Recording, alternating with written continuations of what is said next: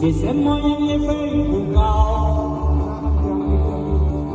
也许有一天我吃上了石头，实现为猎人的目标。我飞上了今天，才发现事情从这不依不靠。每天到了一生热情的时候，我总是睡不着。我怀疑是不是只要我的明天变得更好，未来会这样接近，谁会知道？幸福是否只是一场传说？我永远都找不到。我是一只小鸟，想要飞呀飞，也飞也飞不高。我细细密密一个温暖的怀抱，这样的要求算不算太高？